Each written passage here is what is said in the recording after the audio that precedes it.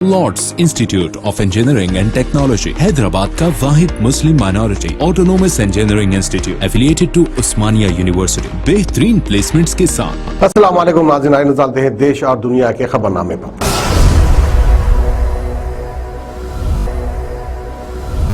सच news के खबरनामे में आप सबका इस्तकबाल है। आज की सबसे बड़ी खबर आ रही है नोएडा से, जहां पर नोएडा में 2 बच्चों की गला रेत कर हत्या कर दी गई। सेक्टर 34 के अरावली ग्रीन एरिया में ये डेड बॉडीज मिली हैं। यूपी के नोएडा में 2 छोटे बच्चों की गला रेत कर हत्या करने का हादसा सामने आ रहा है। पुलिस के नोएडा के सेक्टर 34 के बिलबोंग स्कूल के सामने अरावली ग्रीन एरिया में दोनों बच्चों की लाशें मिली हैं। पुलिस के मुताबिक एक बच्चे की उम्र 6 साल है, दूसरे की 4 साल है। दोनों आपस में भाई हैं। पुलिस ने परिवार वालों को कनेक्ट करने की कोशिश शुरू कर दी है।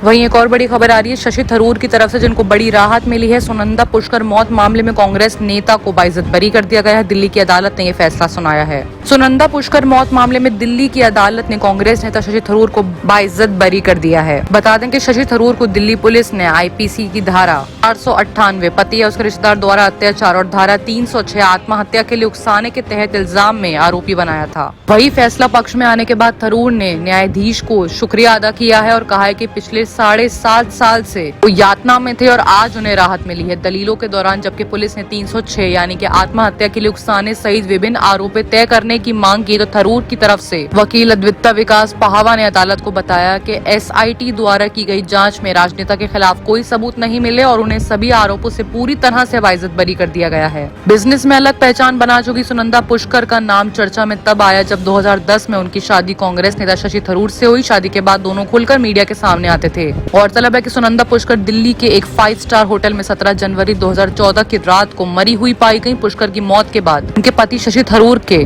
पर मानसिक उत्पीड़न करने और आत्महत्या के लिए उकसाने का इल्जाम लगा। इसके बाद दिल्ली पुलिस ने इस मामले में शशि थरूर के खिलाफ मामला दर्ज किया। इस मामले में पाकिस्तानी पत्रकार मेहर तरार का नाम भी सामने आया था।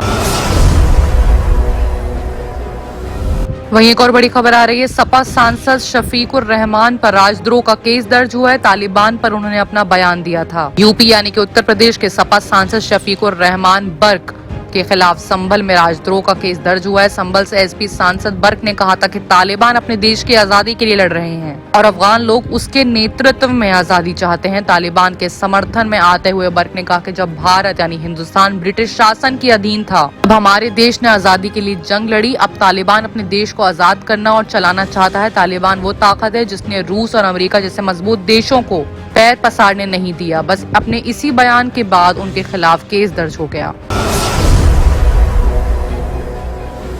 वहीं एक और बड़ी खबर आ रही है मेघालय के राजधानी शिलोंग में कर्फ्यू में अब ढील दी गई है। यहाँ पे वायलेंस के बाद कर्फ्यू लगा दिया गया था। मेघालय के राजधानी शिलोंग में हिंसा हुई थी, जिसके बाद कर्फ्यू लगा दिया गया। हिंसा के दौरान शिलोंग में सीएम आवास पर भी पेट्रोल बम फेंका गया था। मेघालय में पूर्व विद्रोही नेता चेरिस्टोर फील्ड यांगतू की मौत के बाद हिंसा भड़की थी। स्वतंत्रता दिवस समारोह में हिंसक घटनाओं के बाद राज्य के गृह मंत्री लखन रिबुई ने इस्तीफा भी दे दिया था।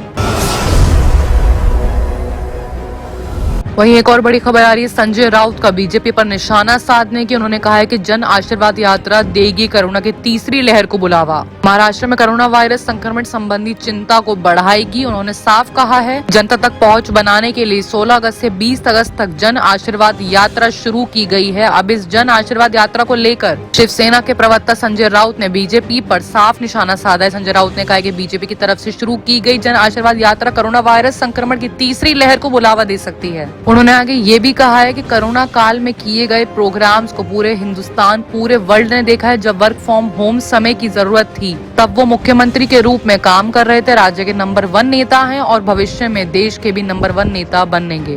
उन्होंने ये भी कहा है कि विपक्ष यानी कि अपोजिशन कई बार कहता है कि बतौर मुख्यमंत्री उद्धव ठाकरे ने महाराष्ट्र के लिए किया ही क्या है, लेकिन मैं कहूंगा उनका कार्य सबने देखा है। ऐसे में अपने मंत्री को सहारना और बीजेपी को निशाना साध के संजय राउत ने अपनी बात रखी है।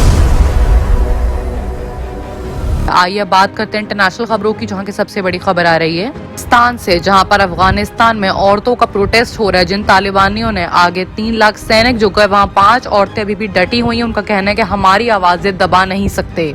के बीते संडे को अफगानिस्तान की राजधानी काबुल पर भी कब्जा हो गया। इससे पूरे देश में कंट्रोल तालिबान का हो गया। तालिबानों के आगे 3 लाख अफगान सैनिक झुक गए। वहीं कुछ औरतें इनकी हुकूमत मंजूर नहीं कर रही हैं। अफगानिस्तान पर तालिबान के कब्जे के तीसरे दिन काबुल में 5 औरतें प्रोटेस्ट कर रही हैं। सामने हथियारबंद लड़ाके थे जो औरतों को घर जाने के लिए कह रहे थे। तो दूसरी तरफ बड़ा बयान तालिबान की तरफ से आ रहा है। तालिबान दावा कर रहा है कि अफगानिस्तान की जमीन से किसी पर हमला नहीं होने देंगे और औरतों को शरीयत के मुताबिक पूरा हक देंगे। तालिबान ने एक और बयान दिया है। तालिबान ने कहा है कि औरतों को बुर्का पहनने की जरूरत नहीं, लेकिन हिजाब जरूरी है। बुर्का एक ओवरगारमेंट है जो से पैरों तक आपको कवर करता है, लेकिन हमको सिर्फ हिजाब वैलिड करना है। बहुत सी औरतें ये भी बोल रही हैं कि वहाँ स्कूल्स खुल चुके हैं और औरतें अब अपने हिसाब से एजुकेशन ले सकती हैं। ये भी बताया कि तालिबान के कब्जे वाले इलाकों में हजारों स्कूल अभी भी चालू हैं। ऐसे में तालिबान की तरफ से 2 राहें देखने को मिल रही हैं। एक राह जो कि मीडिया दिखा रहा है कि तालिबान जुल्म कर रहा है, और दूसरी राह जो तालिबान की तरफ से स्टेटमेंट्स आ रही हैं कि हम पूरी आजादी देंगे लेकिन शरियत से बाहर कुछ नहीं करने देंगे। देखना यह है कि आते आते वक्त में तालिबान की तरफ से उनके किए हुए वादे पूरे होते हैं या नहीं। बाकी की तमाम खबरों के लिए देखते रहिए सच न्यूज। A1 टाउनशिप की एक और नई पेशकश। जहांगीर पीर दरगाह से 2 किलोमीटर पहले मल्टीनेशनल कंपनीज के करीब, जो कि बिल्कुल आबादी से लगा हुआ, बेंगलोर हाईवे से सिर्फ 5.5 किलोमीटर, बीटी रोड से लगा हुआ, तमाम डेवलपमेंट के साथ 5,50,000 में 100 गज का प्लॉट। A1 टाउनशिप में आपका ये छोटा सा इन्वेस्टमेंट आपका और आपके बच्चों का मुस्तकबिल बदल सकता है। आज ही तशरीफ लाएं और A1 टाउनशिप के इस प्रोजेक्ट से फायदा उठाएं। Office at pillar number 235 opposite fisheries department, Rajendra Nagar, Hyderabad.